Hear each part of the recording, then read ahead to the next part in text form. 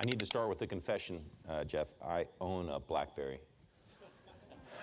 I do work at a Canadian bank, so that's my justification. I also own a Pixel. I have one of the 7 Amazon Fire phones that was sold in the San Francisco area. And if Facebook comes out with a phone, I'm sure I'll get that too. But they won't. All right, Planet Facebook. What's up with Facebook? What's next for Facebook? Last year, I pointed out here that Facebook was bigger than China. And today, it's 25% bigger than China in terms of the total number of users on the site. In terms, that's on a monthly basis. On a daily basis, it's almost as big as China. And the growth rates haven't changed at all in a year, which is pretty shocking. You don't normally see that. There's something called the law of large numbers. Maybe this is the law of massive numbers, but it hasn't hit the growth rates yet. So they're doing something right. The revenue growth rate that we on the street look at is these are the best fundamentals in the internet space, not just on the top line. 50 to 60% revenue on a 25 billion revenue base is extremely rare, and especially the consistency of that growth. It's not a product cycle company, it's a secular growth company. The consistency of that growth is extremely rare. This company is generating about 2 to 3 billion in cash flow a quarter, which gives them a lot of options to figure out what to do in the future. Can it get any better than this? Probably.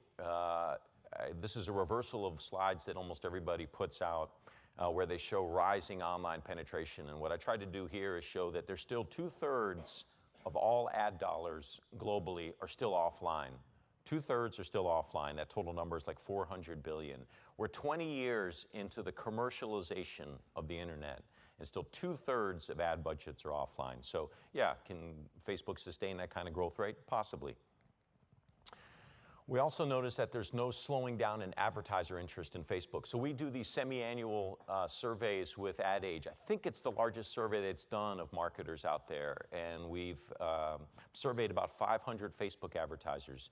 And we asked them basic action questions. In the next 12 months, do you plan to increase, maintain, or decrease your spend with Facebook? We're waiting for that crest moment when advertisers indicate, okay, we're fine now, we're going to maintain budgets, but we haven't gotten there yet. The most recent time we ran this, 64% of advertisers said over the next 12 months they expect to increase their ad spend with Facebook. Only 6% said they plan to decrease it. Until we see that that crest moment for Facebook, I don't think the growth is going to slow.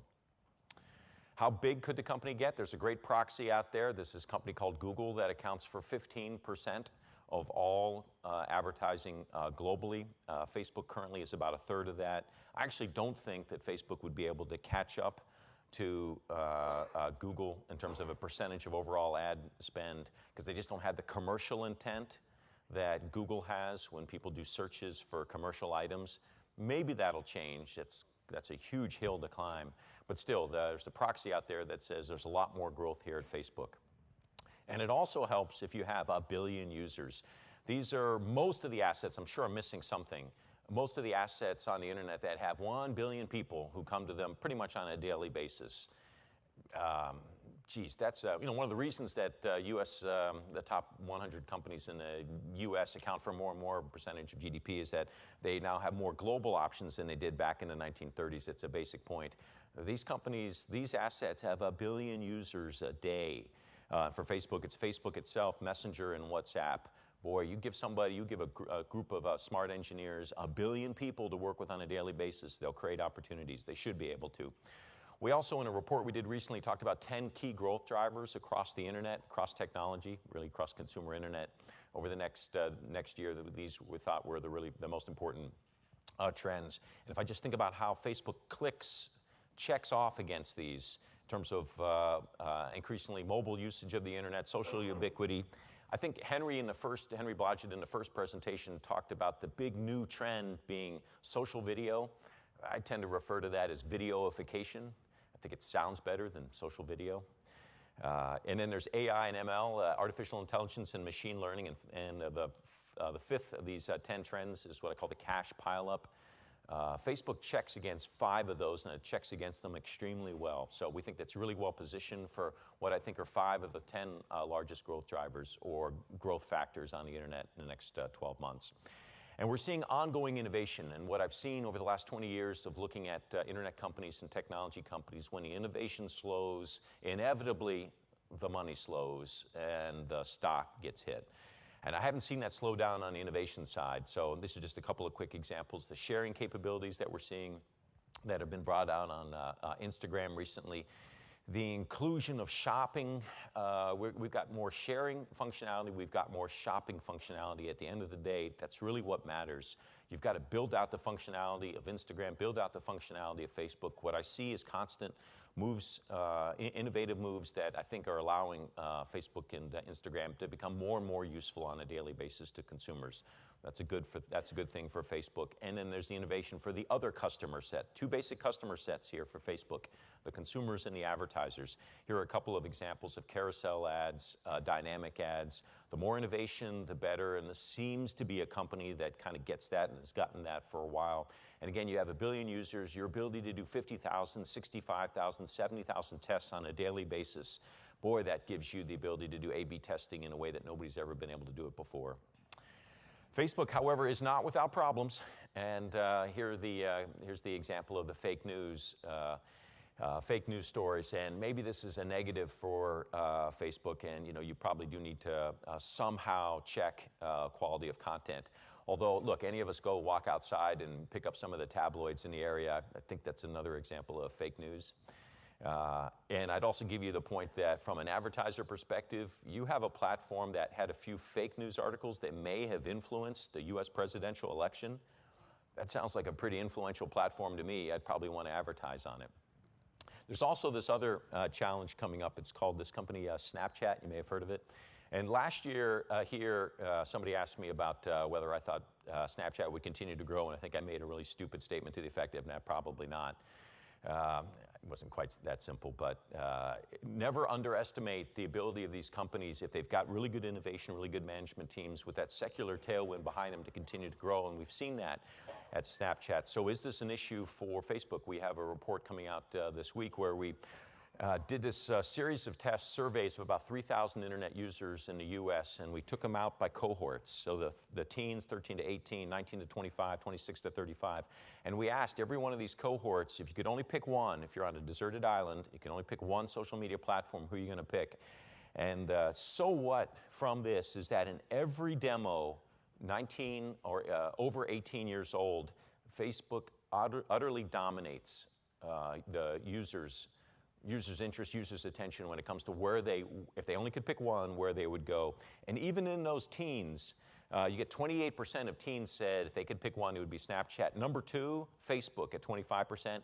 And then there's the great teen hedge called Instagram that Facebook acquired a couple of years ago, one of the best acquisitions in the entire history of the internet.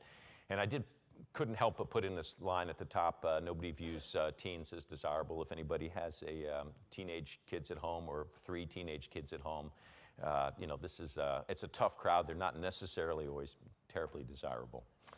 You prefer soccer moms with the money rather than the soccer players. I'll leave it at that.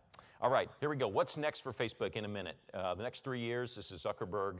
We're focused on continuing to build our community, help people share more of what matters to them. The next 5 years are about building newer products in the ecosystems. Next 10 years, building new technologies to help people connect in new ways. So here's 3 ideas, 3 examples. I touched on these last year. They're more developed this year. Facework.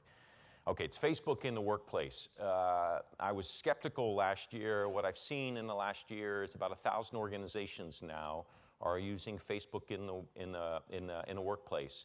It's organizations like Oxfam, but it's companies like Booking.com and Starbucks. So this is a question mark. This may be an interesting new opportunity for the company. Last year I also talked about Facebook in the marketplace or Faceplace. The advantage that Facebook has with the platform that it has is you can lay out these marketplaces, you can lay out this buy button functionality, this e-commerce functionality on the site. Hey, if it doesn't work, no big deal as long as you don't undermine the user experience. But if it works, it's all incremental usage, functionality, and eventually revenue and profits. But the third thing, and what I'm most interested in, are these messaging platforms. And people talk about these massive messaging platforms in Asia, QQ Messenger, WeChat, Kik, Line. There's 2 of them that have over 1 billion users, and Facebook owns them both. 33% of people on Facebook go to use Messenger on a daily basis, and it's a completely unmonetized asset. Got 1 billion people who use WhatsApp. It's less used in the US, very heavily used in Europe and in parts of Asia.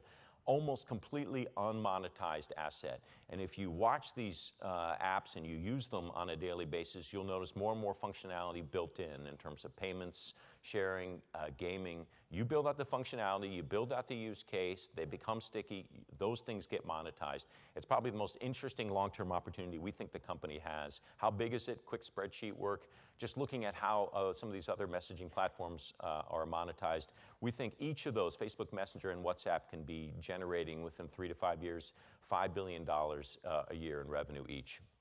So that's it, I'll sum it up. We got an asset that's got 1.8 billion users served and consistently growing, not accelerating, not decelerating, consistently growing.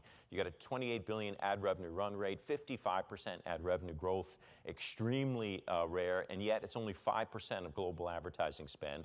And I've yet to see that crest moment in advertiser demand for Facebook. Consumer and advertiser innovation continues, and we think Facebook's going to get more in your face, and we're particularly interested in the messaging opportunity with $2 billion platforms. That's probably where the biggest new source of growth will be for Facebook, and that's it.